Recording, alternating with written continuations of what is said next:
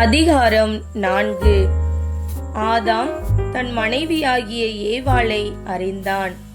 அவள் கர்ப்பவதியாகி காயினை பெற்று, கர்த்தரால் ஒரு மனுஷனை பெற்றேன் என்றாள். பின்பு அவனுடைய சகோதரனாகிய ஆபேலை பெற்றாள். ஆபேல் ஆடுகளை மேய்க்கிறவனானான். காயின் நிலத்தை பயிரிடுகிறவனானான்.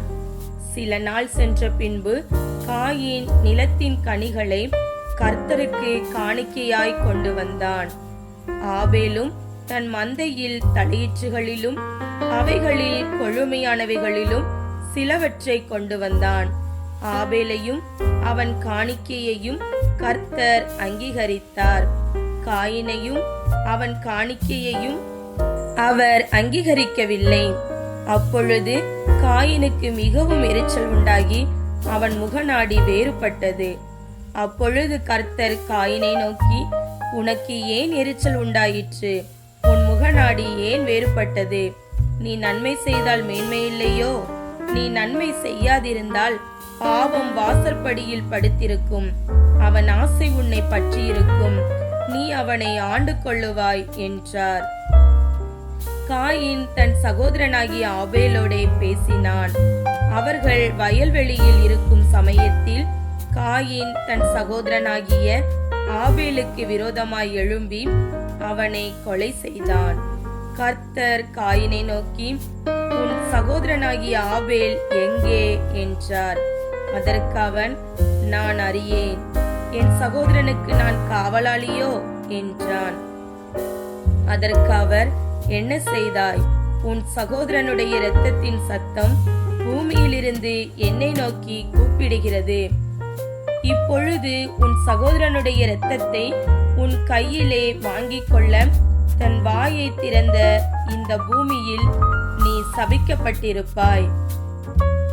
நீ நிலத்தை பயிரிடும்போது அது தன் பலனை இனி உனக்கு கொடாது. நீ பூமியில் நிலையற்று அழைகிறவனாயிருப்பாய் என்றார். அப்பொழுது காயின் கர்த்தரை நோக்கி, எனக்கு இட்ட தண்டனை என்னால் சகிக்க முடியாது. இன்று என்னை இந்த தேசத்திலிருந்து துரத்தி விடுகிறீர். நான் உமது சமூகத்துக்கு விலகி மறைந்து பூமியில் நிலையற்று அழைகிறவனாயிருப்பேன். என்னை கண்டுபிடிக்கிறவன் எவனும் என்னை கொன்று போடுவானே என்றான். அப்பொழுது கர்த்தர் அவனை நோக்கி, காயினை கொல்லுகிற எவன் மேலும் 7 பழி சுமரும் என்று சொல்லி, காயினை கண்டுபிடிக்கிறவன் எவனும் அவனை கொன்று போடாதபடிக்கு கர்த்தர் அவன் மேல் ஒரு அடையாளத்தை போட்டார். அப்படியே காயின் கர்த்தருடைய சந்நிதியை விட்டு புறப்பட்டு ஏதேனுக்கு கிழக்கான நோத் என்னும் தேசத்தில் குடியிருந்தான். காயின் தன் மனைவியை அறிந்தான். அவள் கர்ப்பவதியாகி ஏனோக்கை பெற்றாள். அப்பொழுது அவன் ஒரு பட்டணத்தை கட்டி அந்த பட்டணத்துக்கு தன் குமாரனாகிய ஏனோக்குடைய பேரை இட்டான். ஏனோக்கு ஈராத் பிறந்தான். ஈராத் மெசியுவேலை பெற்றான். ஏனோக்குக்கு ஈராத் பிறந்தான். ஈராத் மெகுயவேலை பெற்றான். மெகுயவேல் மெத்துசெலவேலை பெற்றான். மெத்துசவேல் லாமேக்கை பெற்றான். லாமேக்கு 2 ஸ்திரீகளை விவாகம் பண்ணினான். ஒருத்திக்கு ஆதாள் என்று பேர், மற்றொருத்திக்கு சில்லாள் என்று பேர். ஆதாள் யாபேலை பெற்றாள். அவன் கூடாரங்களில் வாசம் பண்ணுகிறவர்களுக்கும் மந்தை மேய்க்கிறவர்களுக்கும் தகப்பனானான். அவன் சகோதரனுடைய பேர் யூபால்.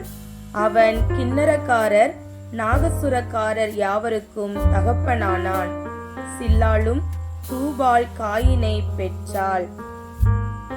அவன் பித்தளை, இரும்பு முதலியவற்றின் தொழிலாளர் யாவருக்கும் ஆசாரியனானான். தூபால் காயினுடைய சகோதரி நாமாள். லாமேக்கு தன் மனைவிகளை பார்த்து, ஆதாளே, சில்லாளே, நான் சொல்வதை கேளுங்கள். லாமேக்கின் மனைவிகளே, என் சத்தத்துக்கு செவி கொடுங்கள். எனக்கு காயம் உண்டாக ஒரு மனுஷனை கொன்றேன். எனக்கு தழும்பு உண்டாக ஒரு வாலிபனை கொலை செய்தேன். காயினுக்காக 7 பழி சுமருமானால் லாமேக்குக்காக 77 பழி சுமரும் என்றான். பின்னும் ஆதாம் தன் மனைவியை அறிந்தான்.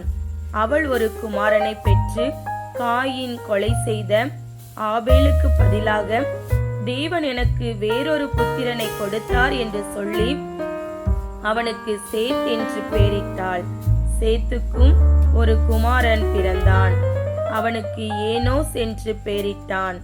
அப்பொழுது மனுஷர் கர்த்தருடைய நாமத்தை தொழுது கொள்ள ஆரம்பித்தார்கள்.